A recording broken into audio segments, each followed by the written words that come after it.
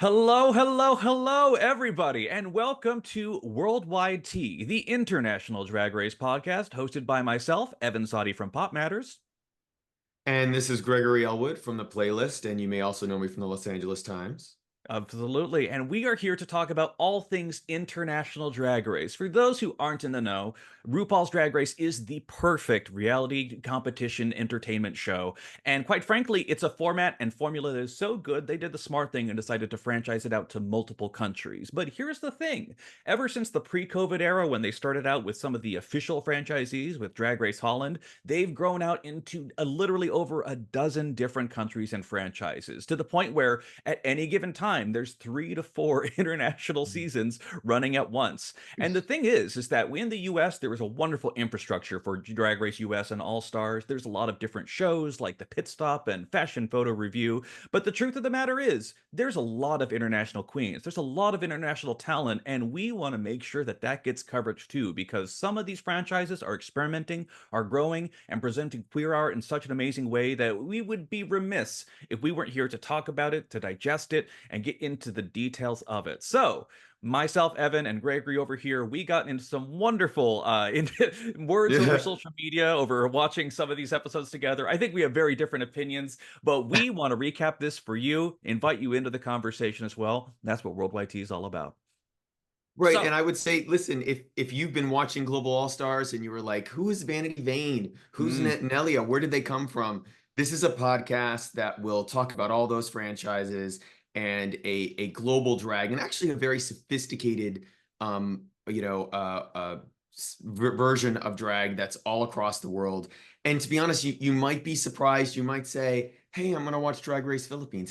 This is wild. This is funny. And if we can get you to do that, if we can get you to break any, xenophobic, subconscious, things in your mind that's not letting you watch anything with subtitles, because let me tell you, you'll do it on Netflix. We are here for that. yeah, and let me just say, I very specifically remember after UK versus the World season 2 aired. I think it was Joel Kim Booster who tweeted like, "Well, I guess I got to watch Philippine season 1 now to figure out which bitch beat Marina Summers." And it's just like, yeah, because genuinely there was, I mean, almost every Philippine season could have an All Stars cast. Let me tell you right there. But before we get into it, let me just say we know where we're coming from here, and we just want to, much like those little signs that you see on the front of all those houses in suburbia, we do have a declaration of what we believe in this house of love. And in this house, we believe that all drag is valid, that no queen ever deserves online hate, and that there are some truly great queens who simply aren't good at drag race, and we celebrate them all the same. Listen, Tainomi Banks has never won a challenge in any of the Canadian seasons, but she's a featured guest on the latest Nelly Furtado album. She's on Drag Race, but she don't need Drag Race, rest assured. But also, Gregory had a very good point as well as two wonderful LA-based entertainment people speaking about these wonderful franchises. Yes, listen, we are Americans. We live in the US. We may watch a lot of international content and television and films, but we do not always know all of the cultural references that are brought up in all of these many different franchises. And our goal is to never judge a challenge, a performance on something that might be so culturally relevant that we might not understand it. But you can watch a Snatch Game, you can watch a Runway and still appreciate the art and whether it makes you feel funny. But if we make a mistake, if we do something that seems wrong or have an opinion that's just so off base because we do not understand something specifically, which I doubt, to be honest, the two of us will, reach out to us. You can always reach out to us at worldwide T podcast at gmail.com. And we love suggestions, and we would love to hear what we got right and what we got wrong. Absolutely. If anything, we are open to criticism, unlike some of the queens on the main stages in certain seasons, rest assured. Let you know. But I think, honestly, the day that we record this, it's October 13th, 2024. And I want to highlight that because very specifically, this is a week in which there were 4 franchises running at the same time, one of which actually ended. Some of them are about to end, and a couple of them just barely started off. I think we're about to hit the era right before we get into Thailand season 3, Down Under season 4, 4. There's a lot on the horizon. But right now, we have some really exciting stuff to catch up on. But before we jump into the rundown and tackle these franchises one by one, the biggest thing is that Gregory, you've obviously been in LA for a while. You've written for so many different wonderful, incredible publications and have been a fan of drag and drag race for a while too.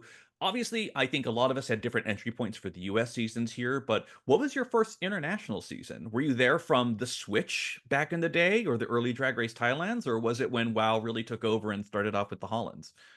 You know, I'll be honest. I think I watched one episode of The Switch. I don't know where. It might have been illegally or something.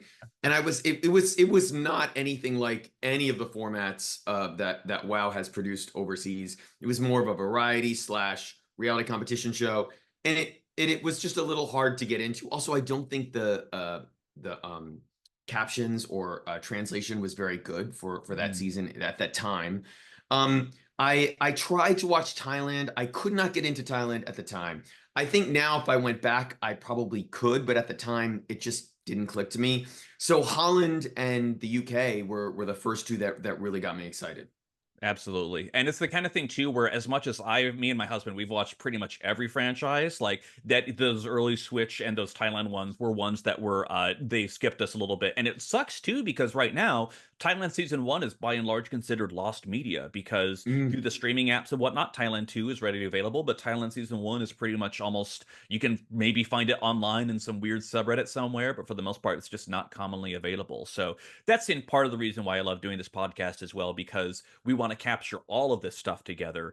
And boy, we got a lot to capture right now. yeah. So let's go ahead. Let's get out your passports, everybody. We got the finale of Philippines season 4. We got our partway into UK season 6. We have España season 4, which just barely started. And then, of course, we also have, oh, what was that other one?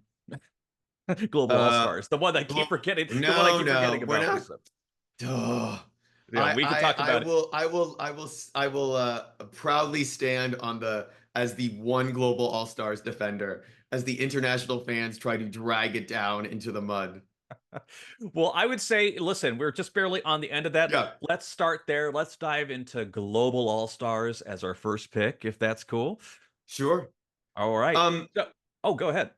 no, I was just gonna say, th this episode, we're down to at the beginning of the episode, we were down to five. It was pretty obvious to anyone who's watching who would probably be going home. Tessa had never won a challenge. She'd never been high. I think she'd been maybe safe a couple times. Well, she did win the design challenge just a bit ago when she had Alyssa's outfit stuff Oh that my they gave God. her on that one. Yeah, You're right. You're absolutely right. She had won a challenge, but she'd been so low and bottom. It right. just didn't seem like She she had would be the escaped lip one. syncing like 5 times at that point, basically. I think actually 3, but still, like a lot of Yes. close shaves.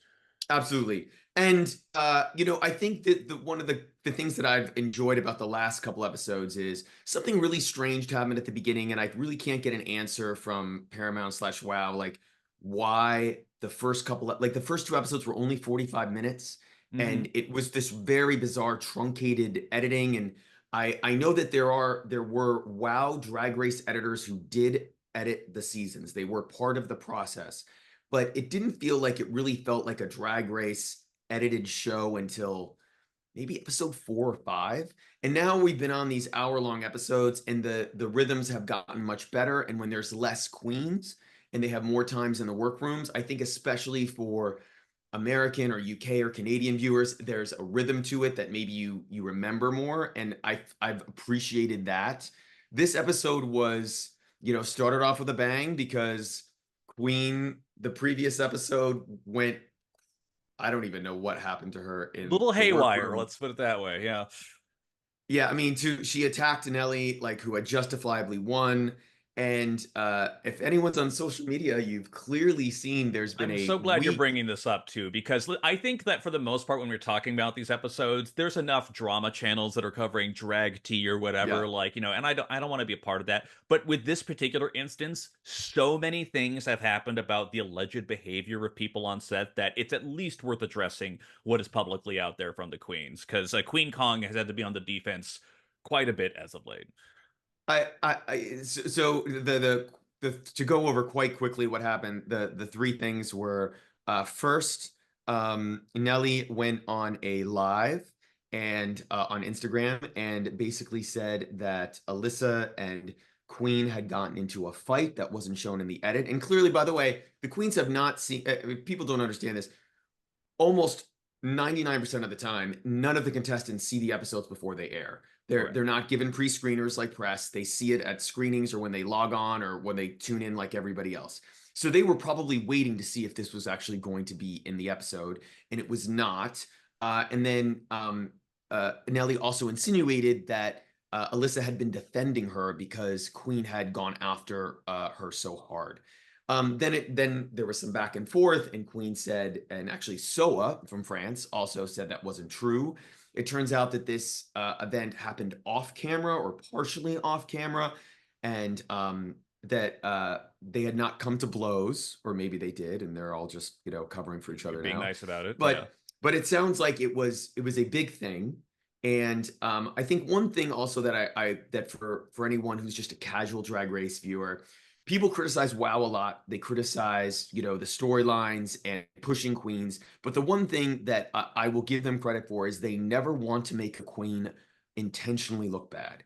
Right. And sometimes they will cut things out of episodes because they do not want a queen to get hate, or they do not want something to blow up out of control. And this sounds like one of those things where they were like, it's not like we're protecting Alyssa, we're protecting all of them if this really did happen.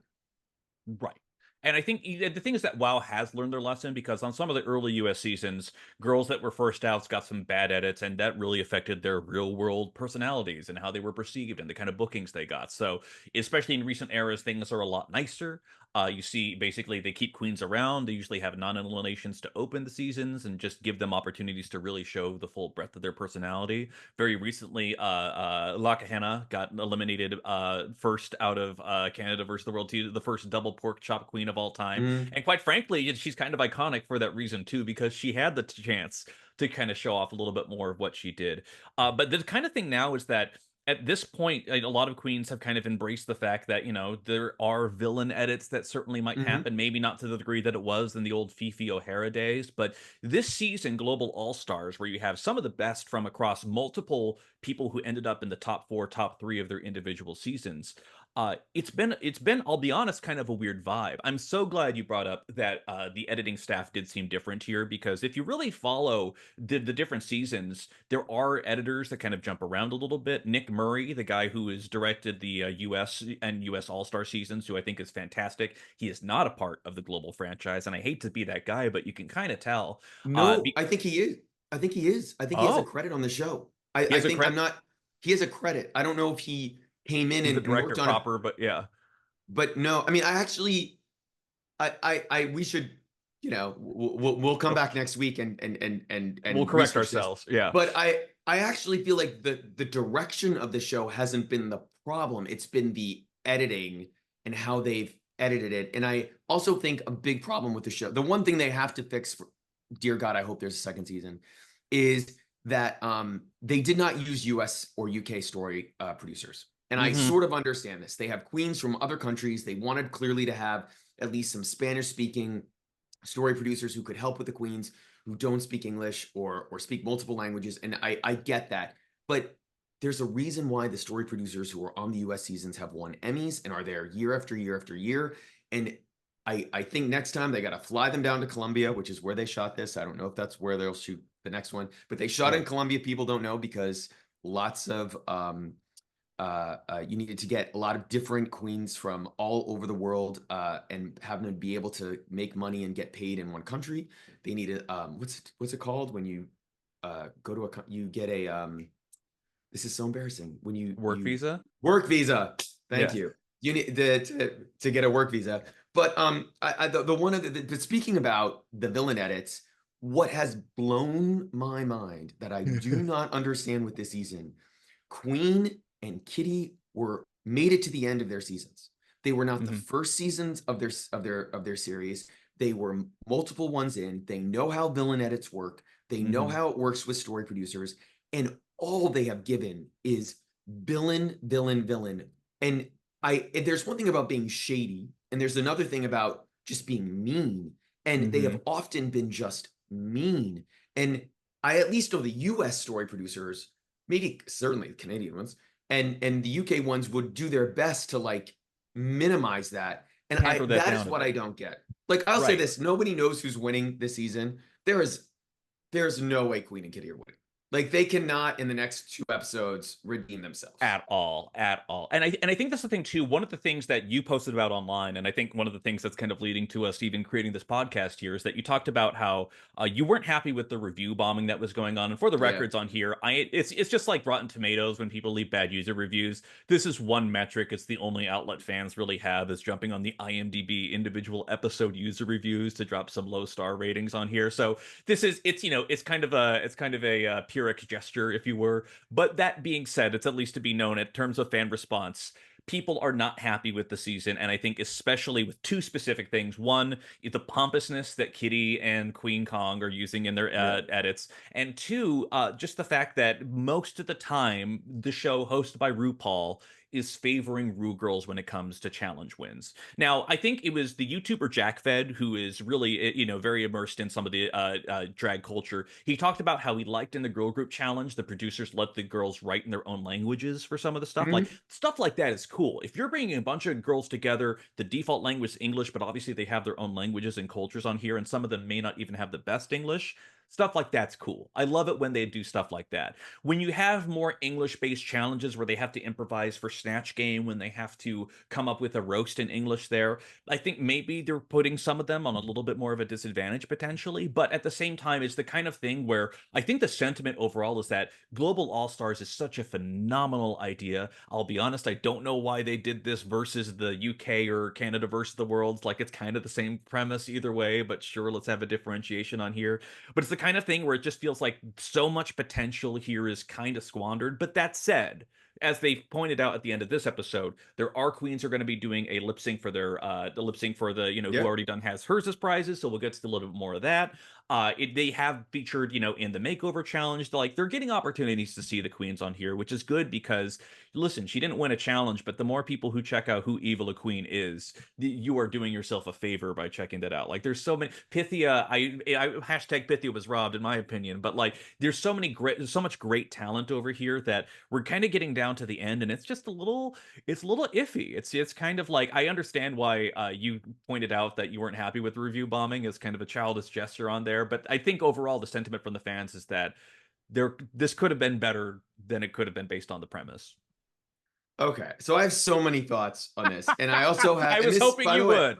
by the way, this is also a tea podcast. I'm going to provide Yes. some tea that I found out Ooh. from a World of Wonder producer. Okay.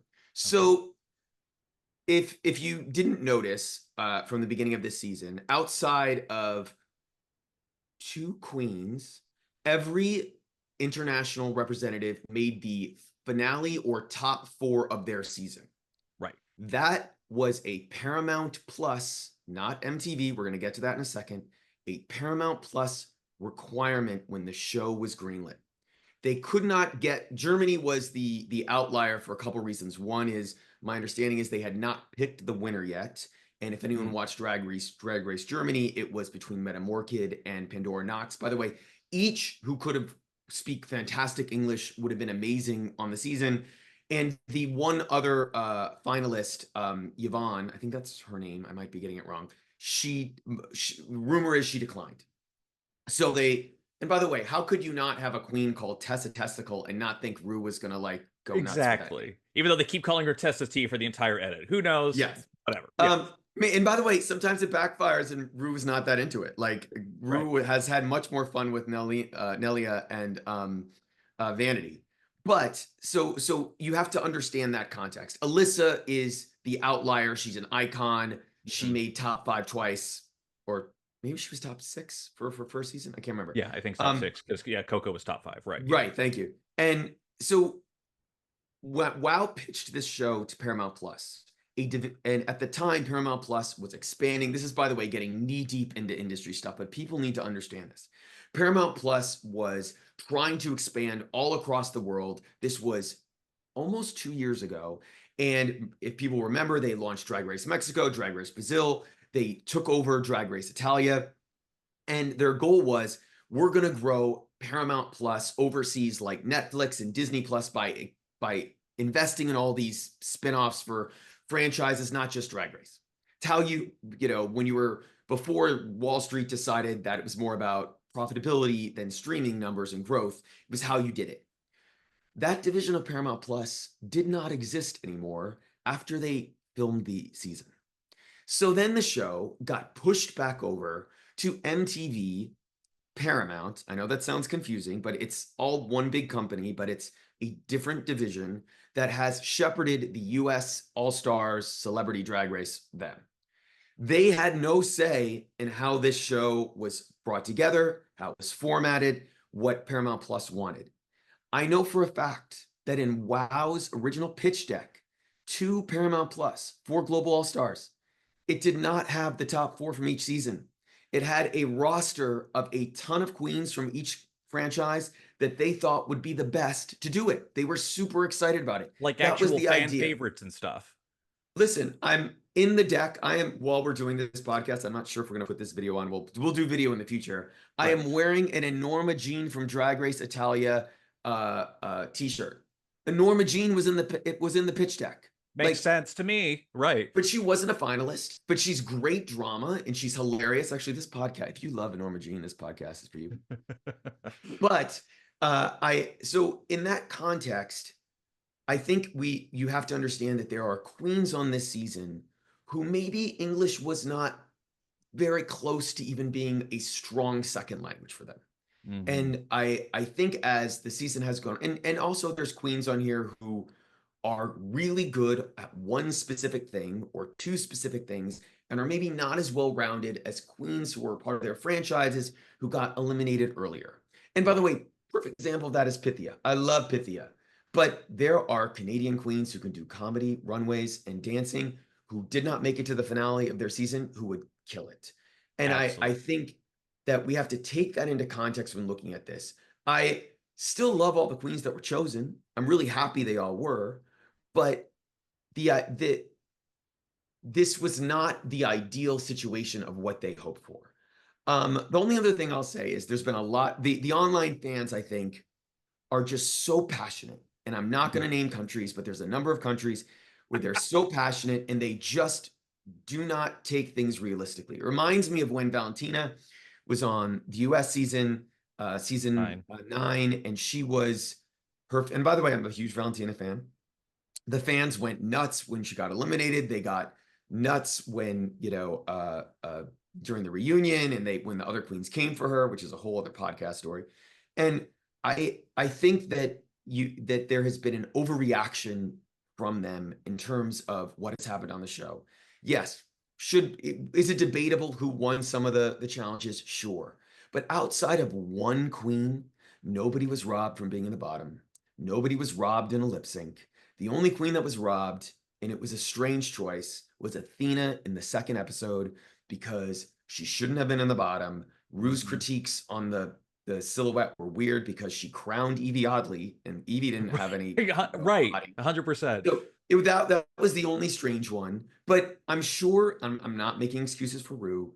Part of in her head was, just a little whatever, and it's Belgium. Like, like I sort of I can see the thinking and it's bad, but also the girls got paid to be there for a minimum of 6 episodes. The winner of the lip sync Lollapalooza, and they all have a shot, is getting $50,000. There is no international queen. Sorry, I've been a little sick of losing my voice. It's okay. You're good. There's been no international queen who has made anything close to that winning their season. Kitty Scott Claus has already made more than what the winner of this Drag Race UK season will get in pounds for winning their season. Like the hate is just insane. Like it blows my mind. Right. Well, and it's the thing too, where at least with the discourse that I'm seeing, people are saying that at the very, very least, there is a decent enough excuse for there to be a global all-star season 2. It is the kind of thing where they do hope that they learn from it. And as we've seen with international seasons all around, they can learn and grow. Quite frankly, I think one of the best examples of this is Canada. They had a very messy first season where they forced the judges into positions they were not comfortable with. Jeffrey Boyer Chapman has been very vocal about how he was treated and how he was forced into a certain Yeah. position there. And boy, did the producers course correct. And if I'm being honest, I think what the producers are doing with the Canada seasons are some of the most innovative things in the franchise. Sometimes maybe a little bit over ambitious even, but like they're doing so many cool things, unique challenges that it's like they absolutely learned their lesson here. So similarly with Global All Stars, what a great idea. I don't think anyone is ever going to definitively say it's going to be the best all-time season here, but I will say that I think that there is certainly a potential here, and I hope they capitalize on it. And also, we've been talking about this for so much. We Oh, I have know. We other have to stop. franchises to get to. Yes. Before we go, Let's though, go. before we leave our wonderful global stage, we're down to a top four. Who is your pick to win? Well, I think the writing's on the wall, especially in the edit, that Alyssa is probably going to win. She's now won 2 challenges. She hasn't won 3, but she's won 2. And She's she's never not been. Queen or Kitty at this point. She's not Queen or Kitty. She maybe there was 1 week she should have been low, but she's been either safe or high, and it's sort of been deserved. I don't think she's actually gotten a pass. Fans want to say that. Actually, don't think that's true. Her runways have She been. was highlighted so early on and then just was safe for so much Yeah. of the rest of the season. Right. Yeah. Yeah. I have been, since I've watched her season, a Nalenia stan. I love my Italian crying queen. She is adorable. She's super talented. She comes from the house of Farida Kant. We'll talk about hopefully when there's another Italian season. Hmm. Her runways for the most part have been fantastic, and she's just a joy. She's the fan favorite. I don't think there's a miscongeniality on the season, but in theory, it should be her. But I don't think it's going to happen. But I think it'll be Alyssa. And to be honest, I think it'll be like phew, like people will be like, okay, fine. The Right. one other thing before we leave the global thing, I just wanted to say really quick is I also think there's a lot more people secretly watching this than are admitting it. I've seen friends who have not talked about it, but then they're liking like Insta posts of some of the queens on it. And I'm like, oh, you're paying attention. So I Hmm. don't think it's an all-stars hit ratings wise in the US for Paramount, but I'm hoping there's enough there that we can have another season, which That's will all depend on the Skydance Paramount merger, which who knows, which is a whole exactly. other topic, whatever. But we should go on to let's talk Philippines. Let's talk about Absolutely. that Cool. finale For the episode. record, I'm also Team Helenia. I just want to Yeah. say that out there. Team Nelly all the way at this point, given what's left here. But we need to talk about Philippines. For the record, it just barely ended season 3. I'm just going to go on the record. I'm going to be bold here in terms of worldwide T and just say that, in my opinion, at this point, now that season 3 has ended, it is the best franchise currently running. I bold statements all the way straight through. Low key, I can't. It's one of the things where like the vibe is immaculate there, the casting is fantastic, and it's just the kind of thing where it just feels like the entertainment value that I get out of that show, including versus some of the other franchises, is almost unparalleled. It is one of my favorite things to have happened in Drag Race history there. So yeah, it is an absolute appointment viewing for me at this point. Which makes the fact that we came to this finale like it truly is like half this cast I could see on an all-star season Mm. so easily. Maybe not Jake Wynn, but everyone else like I think is Why does everyone hate Jake Wynn? I do not understand this. She's fine. I yeah. like I'm ambivalent. Whatever. Go ahead. I'm sorry. Exactly. So anyway, but we're down to a pretty incredible finale. Tita Baby was one who I basically was like, oh, she's one of the older queens that they have on there, but she's trying to keep up with the new kids. And then she did a lip sync episode where she pulled it out, and I was like, holy crap! Wait, she actually has it here. So she's in the finale with, of course, the siblings Maxie and Angel, as well as with Kiana with a K, all the way straight there. It was incredible. They did my favorite thing on this finale episode for season 3. They opened up with a ball, which is I love it when they do that. They did that in the US season 13 as well, and it was one of my favorite things. We got utterly iconic looks out of that too. And it was weirdly, I'm just gonna be honest here. I'm just gonna toss it out here. Of the looks that everyone brought to the ball, Maxie kind of underwhelmed me a little bit, which I was a little surprised Oh. by. Oh, I actually disagree. I thought Maxi. I mean, this is another like writings on the wall. Like Maxi was winning the season like On six episodes 100%, ago. yes. First She queen to is. ever win 3 challenges in a Philippine season. It is pretty obvious. It wasn't Christian Peralta obvious, but it was still pretty obvious. Don't get me started on Christian Peralta. I'm not a fan. Um, Listen, but I will say, I do think Maxi, this was in the bag. Like Maxi is hands down. Spoiler alert! If you haven't watched the episode, it was earlier this week, so you probably have. She's the best winner ever of the franchise, in my opinion. Easily the safest winner. She is a winner who could go on a U.S. all winter season and do fine Absolutely. and do fantastic. I will say, just going back quickly, I do like Tita Baby, but it is so obvious to me that Tita made the top four because they did not want Zimba Ding to make it to the top four because they were afraid she would do something in the finale that might get her to the top or could challenge Maxi's win. Zimba won that lip sync the episode before to me, and I'm not 100%. putting hate on Tita. I think Tita's great and she's super talented and would be awesome on a Global All Stars or whatever. But that was the one thing this season where I was like, okay, like Philippines, sometimes with the international seasons, they are not as subtle with what they would like to happen and how they eliminate queens and move stuff around. And that was a little like, come on to me. But Yeah. I think there's three things about this episode that so popped out to me. First is, listen, the one reason to watch Drag Race Philippines is Mama Pao is hands down the greatest host. She is insane. I feel like I have so many friends, if they just watched, they would stan her unironically. They would want to meet her. They would go to a tour in the she just so many people who I know would love her just haven't seen her enough. And she does this opening number that is just wild. There's Insane. RuPaul could never, which is crazy because like the production values are just out of this world. All the eliminated queens are back performing, some more enthusiastically than others.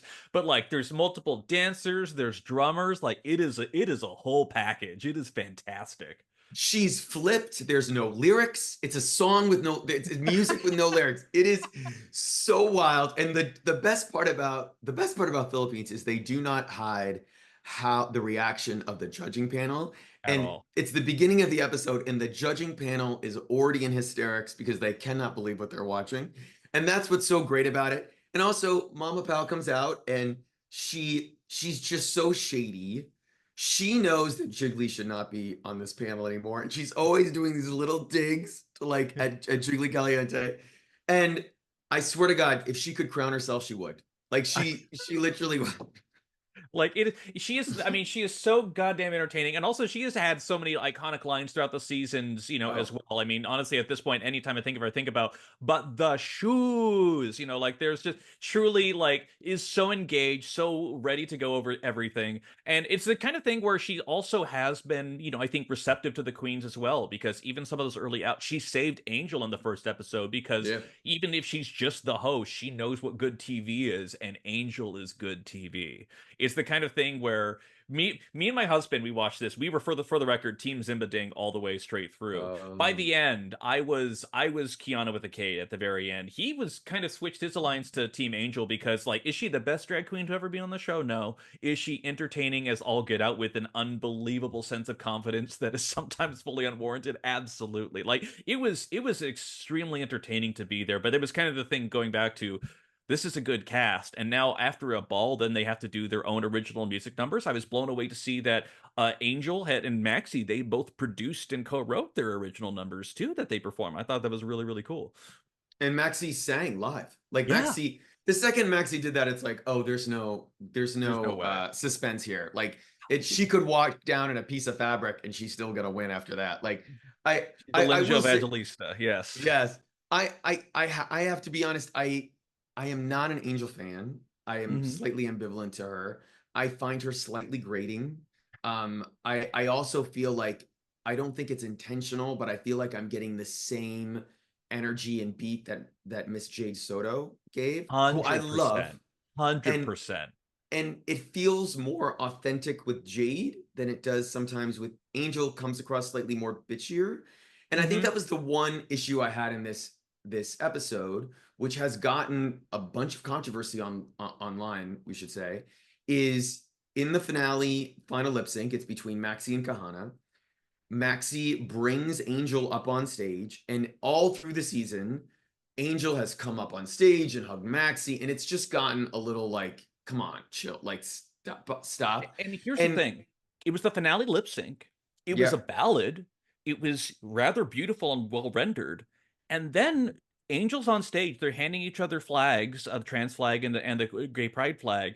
And then she just kind of walks backstage and brushes Kiana on the way there. It's like low key, insanely disrespectful. Like it's the kind of thing where I just, as much as like, yes, they were telegraphing Maxie's win from the get, I gotta be honest, that lip sync was almost disqualifying for me. It was the kind of thing where, like, have they brought in queens before on stages? Sure. Look at UK versus the World Season 2 when we have Tia Coffee bringing Oh in yeah. Legrand down to do the guest first. That was fun. That was stupid. Like, I didn't mind that as much. Here, it was almost like a genuine interruption to the performance that Kiana was doing, independent of all that. So it's the kind of thing where when people are talking about that, I'm kind of glad they are, because that's low key for what we have established with the format and the brand. It's not necessarily a behavior that should be rewarded, if in my opinion. No, and I listen, I love Philippines, and I think there are three stellar franchises right now, and I think depending on the year, any of them can be the top one. One is the Philippines, the other is Drag Race France, which is my personal top tier, and then the other one is Drag Race España. I do think that there's a little taint with this finale, and which was an amazing episode because of Absolutely. that. Um, but then because it's Drag Race Philippines and it never stops, they bring out Cat Cat, who we do not have the time to talk about the controversy over Cat Cat from Drag Race Philippines season Hmm. 2. But she comes out, and this is such like third hand like tea that people barely know. She and Jiggly have gone on it after each other on social Yes. media for Yes. almost a year, and they are both trans women, and they both have a lot of different opinions. And and they kept it in the edit. Cat Cat literally sort of shades and calls out Jiggly, and Jiggly will have nothing about it and puts her fan in front of her face. And if you were a casual watcher, you were like, well, that was sort of weird. But if you know anything between them, you are just like jaw to the ground, like cannot believe that this is happening. But that's what Philippines is. That's what's so great about it. They embrace Right. the madness, they embrace the craziness, and it's just often so entertaining. Yes. And for the record, phenomenal season, all things considered, I will Yeah. say on there. Again, for me, seeing Zimba Ding and Kiana were, I think, Kiana maybe arguably had the best runway package of any Philippines queen that had happened so far, and that is already a very high bar, I will say. I thought she did an incredible job. She wasn't, again, queens who aren't great at Drag Race, Yudi Pota left very early, but if you see, she's on the official Philippines music video for Hot to Go by Chapel Roan, along with a bunch of other Oh. queens on there, and she's the lead queen and she performs the hell out of it, which is fantastic. Miss Congeniality went to Versex, and the second that she got it, she flipped the cameras off that said "fuck you." Incredible icon behavior, 100%. And the one thing I will say about the season is that one of my favorite things about Canada is that they introduced the Golden Beaver. The Here's the bottom three, and a queen gets to save one of Mm. them from lip syncing in the bottom. They did that with the Golden Baloo.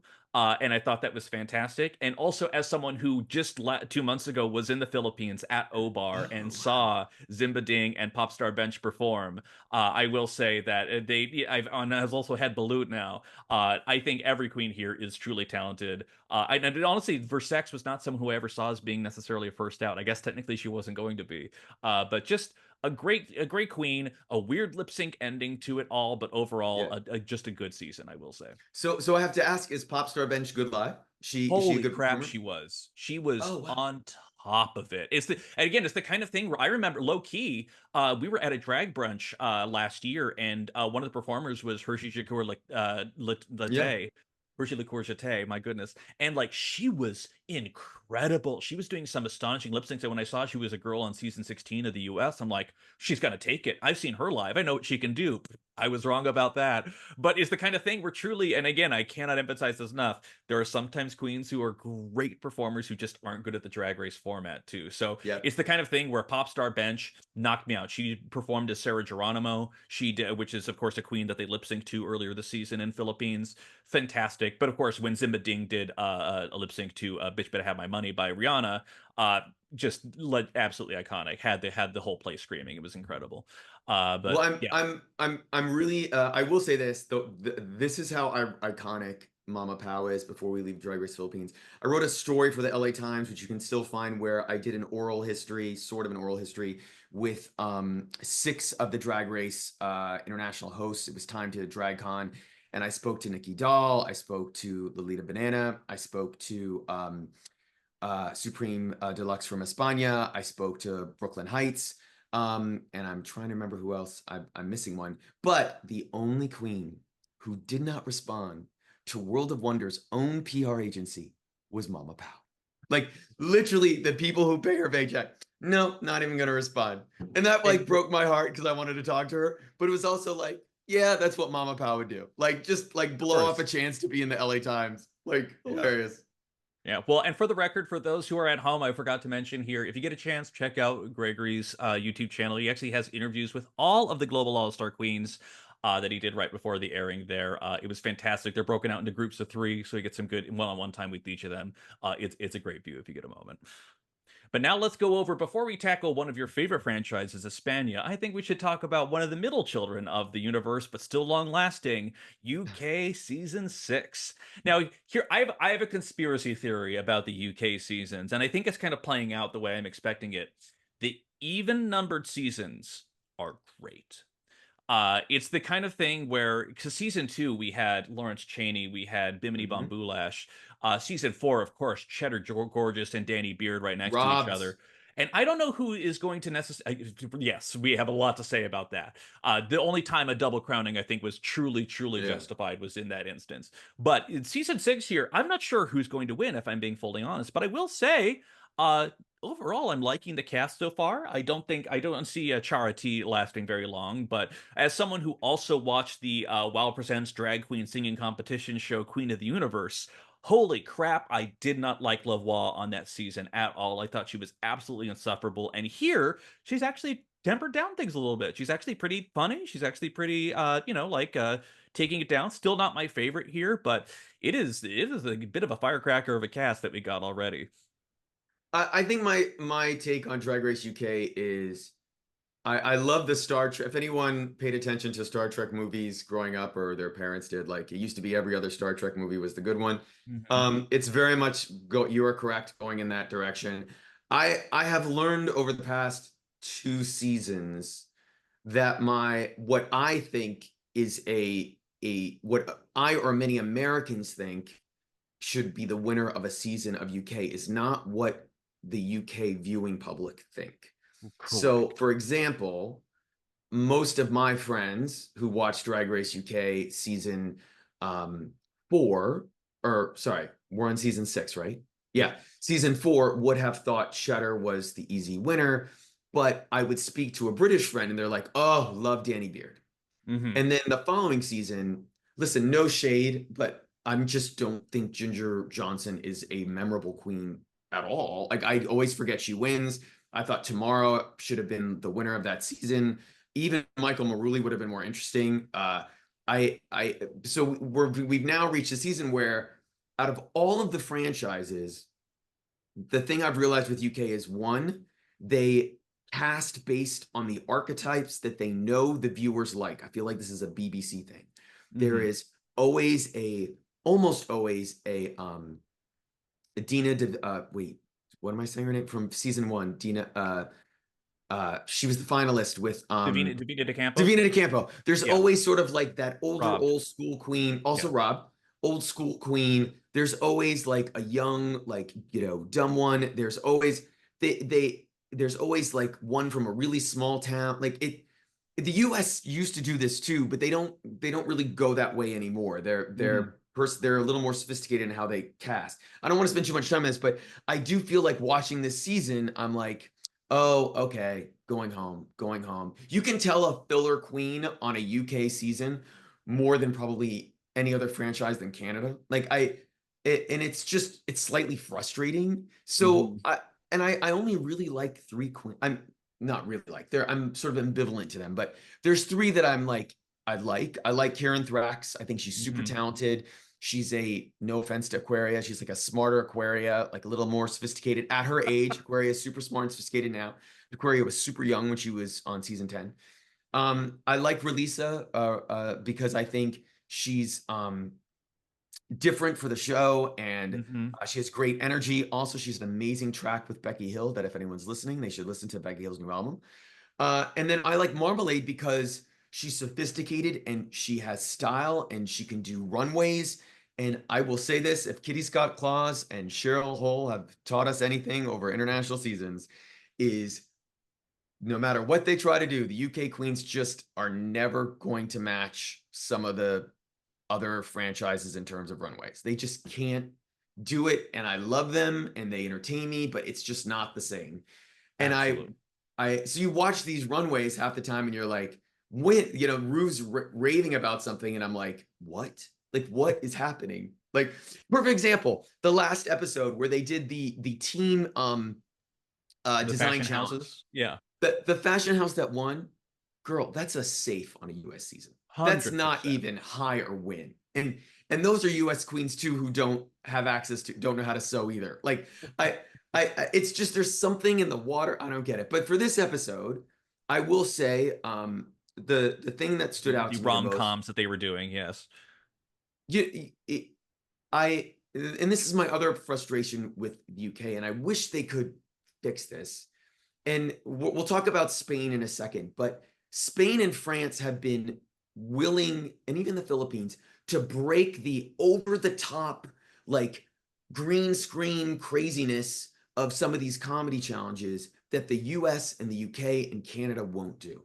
And I do Mhm. not understand why they won't break this. So the last episode of ESPANA, they basically built a sitcom stage Right. and had the whole challenge break out there, and it was funny, and there was parts that weren't, but it worked, and it felt like you were watching a real comedy challenge. And I've lost my patience with these over the top green screen edited things that were funny in 2018 and just are not in 2024 anymore. 100%. Absolutely. And it's the kind of thing too where then I think the winners, it really kind of comes down to who has the most personality, because the second that you see what Kyron Thrax is doing with this Hugh Grunt thing, this non-verbal blah blah blah, kind of Edgar from Men in Black, Vincent Mm-hmm. D'Onofrio type thing. Like it is like, oh, you really understand the thing. Like, yes, UK absolutely loves camp in a way that sometimes the US doesn't always get, but my God, did she commit to it there? And it's the kind of thing where it comes down to individual performances over there. Because at least in the Espana one, people had props to deal with, they had levels, they had other things to do, and it just wasn't the same too. And let me just also point out one other thing too. This is a little bit tangential, but I think it was Trixie Sure. Mattel who hosted that said, when did it become that all the queens who had to excel had to be the nicest people in the world? Like, we're talking about drag queens. People can be bitches sometimes. So it is the kind of thing where there is at the very least here. I always think about, I remember seeing this one listing of like the best drag race lip syncs of all time. And one of the factors that they used as a judging panel was the X factor, not just the performers, but what Mm, happened in the story. And I think that's one of the reasons why the season 11 Evie Oddly Brooklyn Heights lip sync is so good, because the X factor was, here are the two front runners going up against each other. One of them could be eliminated. Holy shit, that's huge. And you have yeah. the Silky rivalry going on at the same time. So I think about some of those X factors that play into some of these narratives here. And right now, when you episode opens with Chanel just being an absolute bitch to Marmalade, just being like, I didn't want you to win because we're challengers here. The episode opening with Marmalade then going ahead and very maturely handling the situation, just saying, I need to say my piece and that's it, was good. And then to finally come through on doing what is an okay performance on the challenge, they liked it enough, and then just a ball buster, incredible runway for this new romantics challenge on here, which for the record was all over the goddamn place, but she absolutely nailed it. It was the only time that one of the things came out and I was actually gasped a little bit. I was like, "Oh, Marmalade gets the assignment here." It's the kind of thing where you think about fashion queens, you think about what people have done, and especially I think about Lawrence Chaney. She was always a funny queen, but she knew her Yeah. body so well. Her runways were immaculate. Oh, she's doing a Leatherface thing, but the blood is all like red rubies that she does. Like next level stuff over here. And it's the kind of thing where my husband, he was like, I think I'm Team Marmalade after this episode. Like that's kind of how it ended up turning out. Like Loki kind of wanted her to win the challenge. I'm not mad that Kyron Thrax won. Her runway was a little bit confusing to me, if I'm being fully honest, with this poofy bottom. But like it was still overall a good episode, even if there's some queens who, they can go pretty soon. I'm pretty okay with it. Although I will say it was also kind of weird when they were in the workroom, then it was obvious who was in the bottom, and all of a sudden Dita Garbo starts lashing out at Zaraya, kind I of didn't. out of nowhere. Yeah. No, actually, I didn't see that way. I actually had a lot of sympathy. I thought Dita was literally just. It was very similar to the Global All Stars where Nelly was just repeating what Rue had said, Right, and right, Dita right. was doing that, and also Dita was sort of in shock, and I had sympathy for her. And I think my frustration with I agree with Trixie. I'm all with queens being. I'm all for queens who are shady and have fun and maybe dig and poke a little bit. Like that's fun. I'm all cool with Yeah. that. What I don't have patience for is queens who are on the show and are hypocritical about it. So Karen in this episode literally criticizes Dita for criticizing I Zaraya. forgot yeah, and I believe in like an earlier episode, she had gotten upset with someone else doing this. I might be misremembering, but there was a moment in one of the earlier episodes where she was like a talking head in a confessional and was upset with something like that. And I was like, Mhm. wait, what is going on? Why are you have presented yourself as the 20 something level headed queen and you're Mhm. attacking this queen who is like falling apart and you have no sympathy for her. She even tells Chanel not to go over and like, be nice to Yeah. her. Or maybe it wasn't her, but What's the someone. one face you want to see when you're in a Yeah. moment of crying, but Yeah. to see suddenly I Chanel right there? Yeah, so I actually had a lot of sympathy for Dita. And I also Dita was fine in the lip sync. Like in theory, if she had absolutely. a different outfit on, she could have won. But with this episode, the things that keep sticking out to me was I was bored by the comedy challenge. Yep. I see who the top queens are right away. There's like four top queens, and that's it.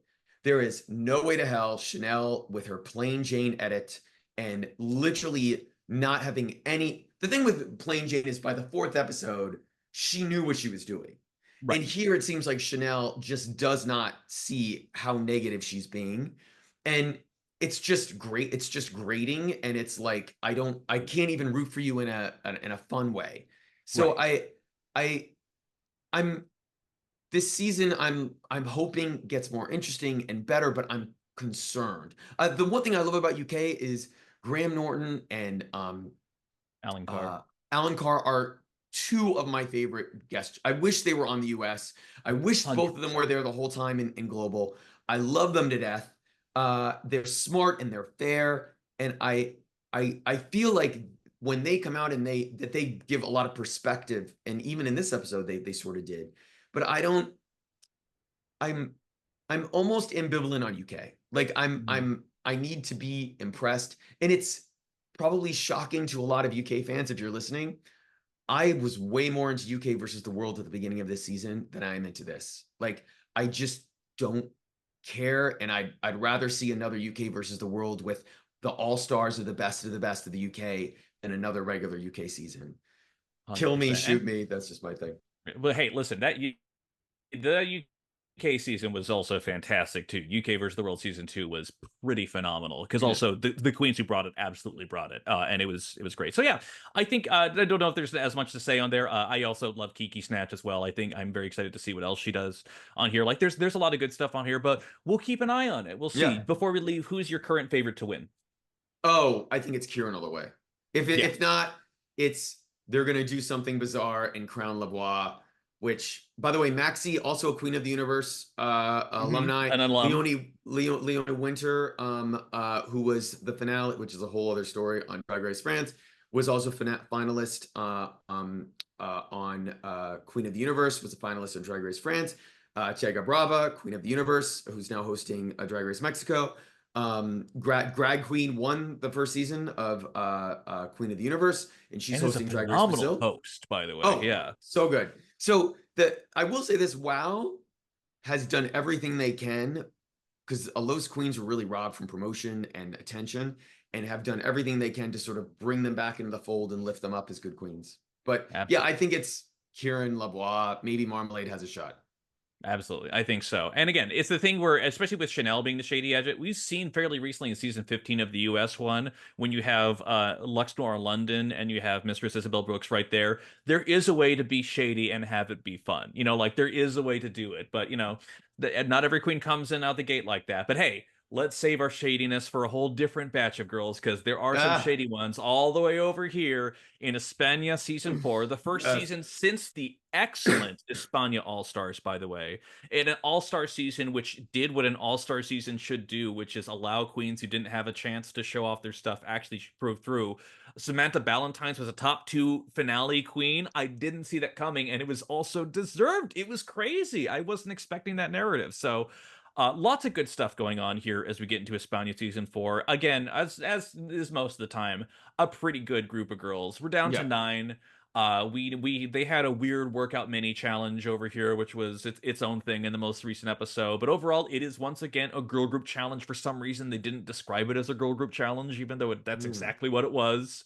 But basically, they're all Did- getting I, the same. I Yeah, think they called it a choreography challenge, and I was like, right, but wait, they're recording songs, like the lyrics. What is happening? Yeah, right, that was strange. I didn't exactly. get that.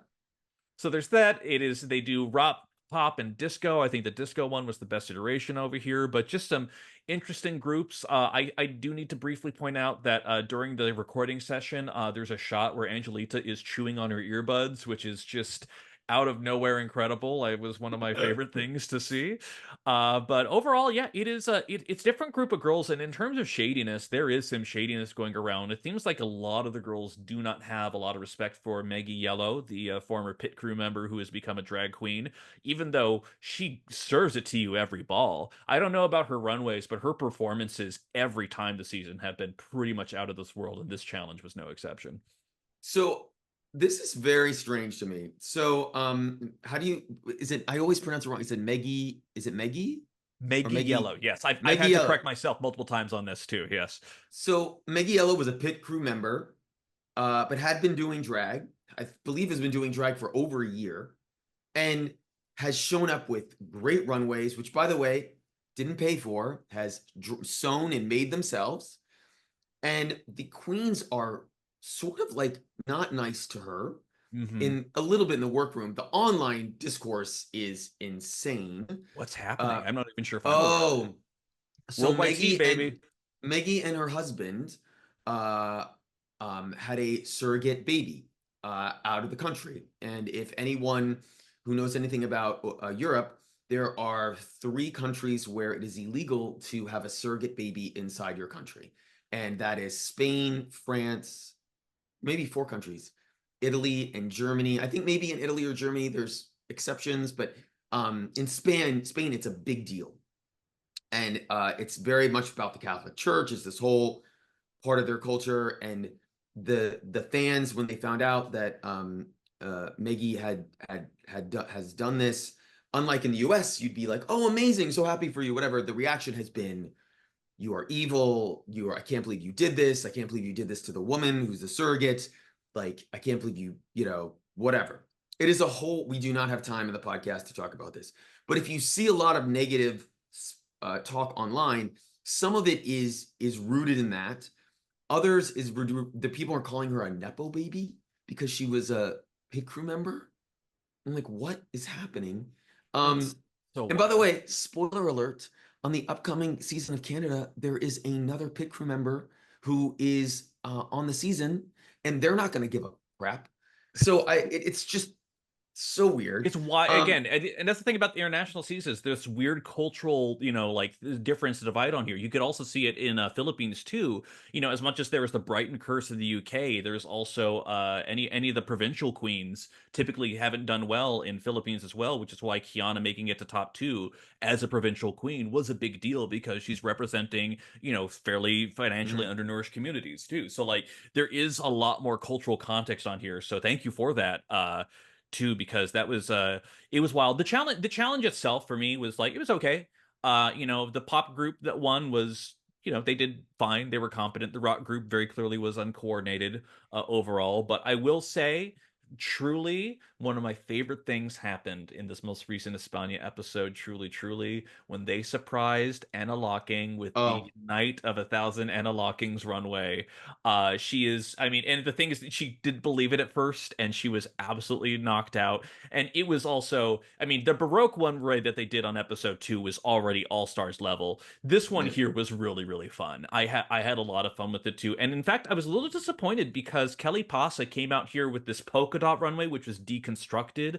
The dots had been Mhm. flying out of the body. Like it was this really weird but really cool idea on here. The judges weren't feeling it, but I was like, what a cool idea. Like it was the kind of thing where I at least appreciated what she was trying to do with that I runway.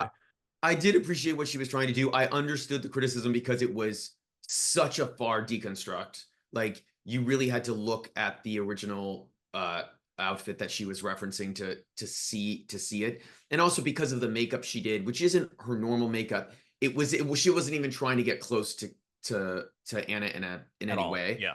So, but I did like it as a look. And also it really hindered her in the lip sync. Like she must have thought she was it always blows my mind when queens on the show create something that looks so good, but you have to be able to get out of it and be able to lip sync and move. And if you create something where you can't do that, it's a great excuse for production just to put you in the bottom and have you lose. And also she and we should talk about the lip sync in a second, but the lip sync was actually quite close because she figured out a way to like get the things off. And the second half of the lip sync, she's pretty great. Right. I will say before we get to the Anna part, which just filmed my sick, like I'm sick heart. I'm literally sick this weekend with joy. I actually loved the two of the musical groups. I thought the pop group and the 80s group, I thought the songs were great. They were a Yeah. little sound alike from songs you'd recognize. If you listen closely, they sound familiar.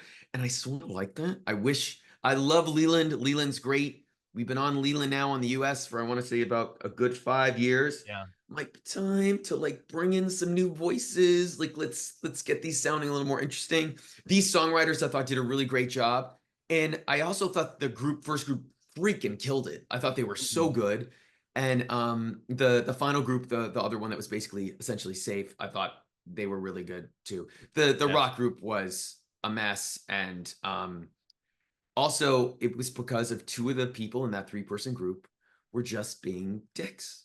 And Absolutely. and this is an Espana thing. They are often very in their feelings, which happens on a lot of seasons, even in the US.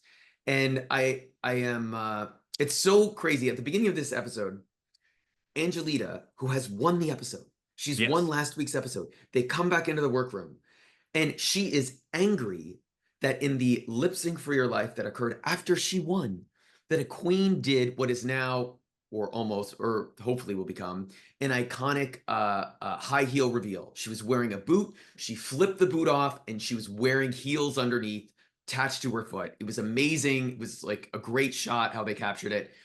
And she is like visibly upset in the workroom because that queen is getting attention and praise as she cleans the message on the mirror, and because it wasn't about her. And I'm like, Right. oh no, girl, you No, are mama. mm-mm. Right. And then This you, is you not can it. kind of see that when they're recording the song too, she's looking down on the rest of the girls too, and a lot of the girls are noticing, just like, I don't know what this attitude is that's coming out here, but hey, it ended up biting her in the ass in a major way. And it did. And what was so weird is on you could tell on the panel, the Javis were trying to be so nice to her. They Mhm. clearly know her. She must be a local legend in Spain or has been working a long time as a queen. She only has 10,000 followers, which makes me wonder how well known she was known, but they know her, and you can tell they're being very delicate with her and how they criticize her. And it's just something's happening there. But I also thought she could have easily gone home, but Mhm. it was close. And uh, I will say this season is full of surprises with wins and who's safe. And not unjustified, but it's a very interesting season in that respect. Absolutely. And it's the kind of thing where like my own allegiances have changed a little bit too. Like I know a husband was especially he's warming up to Chloe Vitu quite a bit and also with that runway with the crotch ova. Absolutely incredible. Yeah. That is next level stuff. I'm really okay anytime if Vampirashian ends up leaving soon. I'm not going to be too sad if I'm being fully honest. No, she's no Chloe Kardashian Williams, but you know, it's the No. kind of thing where it's like she's certainly there. My own personal bias right now, if I'm being honest, I'm almost confident she's not going to make it all the way to the end, but Miss Christo has my vote. I think she is. Her runways are phenomenal. I think she might get tripped up by a snatch game or something along those lines. She may not be the Mm, best at performing, but when it comes to fashion, she has just been knocked out level. But to be fair, my bias will always be for the edgy alternative queen. I'm always going to be Team Onyx Unleashed. I'm always going to be Team Magnetica. Horacio, I'm gonna be team, you know, like basically you name it, Garcon, Geoffrey, like it doesn't matter. There's always gonna be yeah. that girl I always root for. So Miss Christo fits that bill for me right out the gate. And we'll see how long it lasts for. But yeah, so far a very very good cast.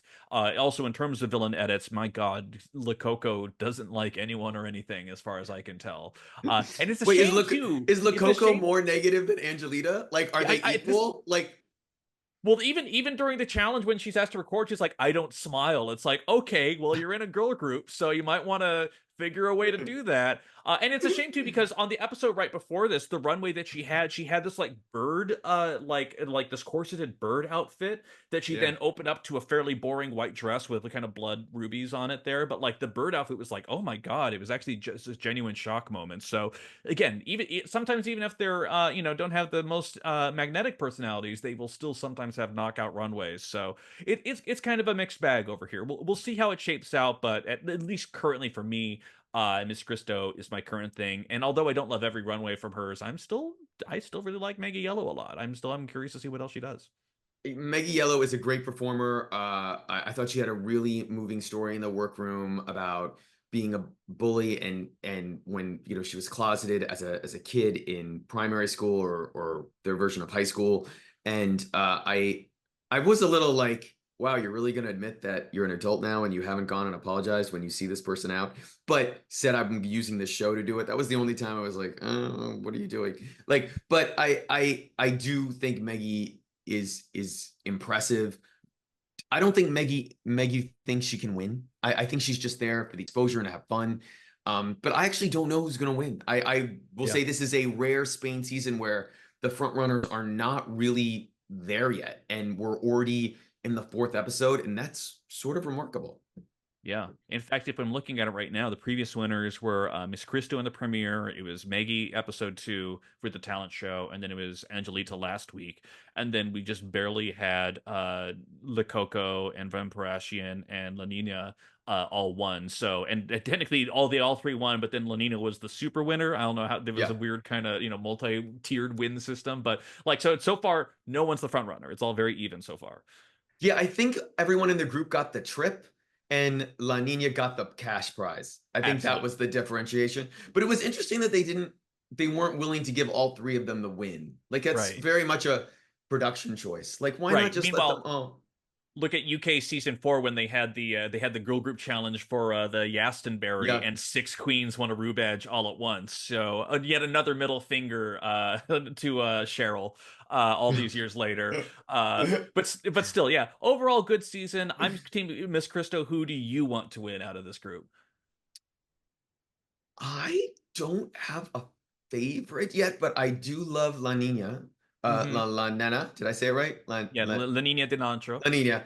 I like La Nina, and I also like Mariana Stars, but I don't Yeah. know if she can win or even make the top four. But but it is a wide open cast, and I I look forward to it every week because I don't know where it's going, and that's always the best for the drag race season. Where you don't Absolutely. know what it's going, it's the best. Yeah, Unlike when the UK, production right? isn't telegraphing stuff to you, it's always actually fun because, like, oh, your winner can actually go through. And then every once in a while, you'll have a season like, honestly, US season 16, where I thought she was fun and quirky, and I absolutely was not expecting Nymphia Win to take the crown. And what a wonderful surprise that was. You know, like there's Really? these things can happen, right? Because it's the thing where it's like I loved her, it was great. It was just the kind of thing where does she have what it takes? She has some of the one of the shyest personalities, except when she's on stage, and then it ended up turning into a whole other thing. So yeah, I listen. we're not talking about I'm U.S. not. seasons here, but we could talk No, we're about it not talking. briefly. We can Yeah. talk about them later, but I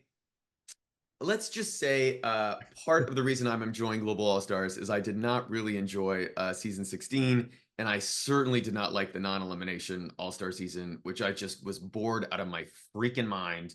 Although It props worked to for All Star 7, but in with this iteration, not it with was those basically queens. No, yeah. not with those queens. I will say congrats to Injuria, who, by the way, if you don't follow Injuria on socials, is a huge supporter of the international franchises.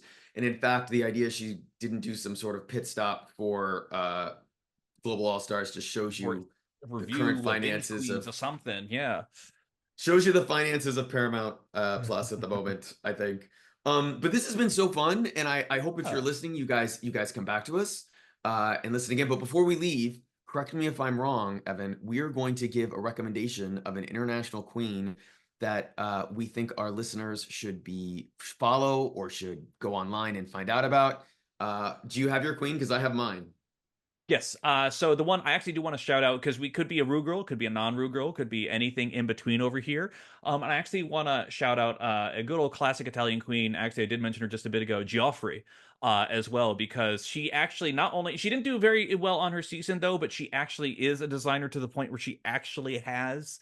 Put out some products as well. I actually have some socks that I got from her too, Oh, shipped internationally here. I don't have them on me right now, but it was just a lovely queen altogether, and it's great too because you've seen her also be supportive of the queens too. I think once you're part of the drag race universe, you could still be out of it, you could do your own thing, but it is always cool to see the queens comment on some of the other posts, like even some of the Queen Kong stuff that happened recently. Some of the international queens, not even from the same franchises, are jumping yeah. in and either sounding off their opinions or voicing support or whatnot. Like it's still like a community at the end of the day too. So I think she is personally, I think I would love to see her on a global season, but Geoffrey is right up there for me in terms of queens that I would want to shout out, at least for And this week. We're also, gonna do it every week. Yeah. also to shout out Joffrey as well, if anyone watches Dragula, the outfits that the Goulet brothers wore this week were designed by Joffrey, and it's Oh, stunning. really? Yeah, Oh, it's that's on their awesome. Instagram, or if you're watching the episode, just give Dragula a shout out. And Joffrey's so touched that it made the. I don't know if she knew what the outfits were going to be used for, but was so excited. And it's stunning. Joffrey's a great designer. I don't know if she's really a queen, but she's a great designer. Yes. Hey, she My was on queen. season 2 of Italia, and we love Italia. Yes, Exactly. we love Yeah. Italia. And actually, my pick is a non-Rue queen Ooh. that is Italian adjacent. Her name is Gloria Darling. Gloria Darling, I have seen perform now in Mykonos maybe 10 times. Oh, wow. She is based in Italy. She jokes that she's European. Listen, I don't know how old Gloria Darling is. You cannot tell. But she is absolutely wild. I was with my friends at a bar in Mykonos and we saw her perform, and they were beyond entertained. You can find her on Instagram at Gloria Darling. I don't think she will ever make an Italian season of Drag Race. She could probably make a bunch of others. She speaks multiple language, but she is an old school crazy camp queen. And if you follow her during the summer, she will do her numbers till 2 a.m. and then party all night in drag, complete drag till the sun comes up. And she could be in her 50s or 60s, like nobody knows. She is wild, and it's one of the reasons why I love drag and I love international drag. So find Gloria Darling on Instagram and give her a follow. She's awesome. We'll put her at in the episode notes too, so y'all can see Yeah, that too. and And hey, Joffrey's as well. Exactly. And while we're at it, hey, their episode notes. This is our first episode. If you made it this far, thank you so much for listening to us. As you can tell, we have a lot to say, but we love doing it. We just genuinely love this show. We are going to be fair and honest with everything we do. But if you have feedback for us, corrections to make, suggestions to do, or if you're an international queen yourself that wants to have a little word or say, please reach out to us worldwidetpodcast@gmail.com. We will gladly hear from you. Otherwise, thank you so much. I'm Evan Sawdey, I'm Gregory Ellwood. and thank you so much for joining us. We'll see you next time. Thanks, guys. Thank you.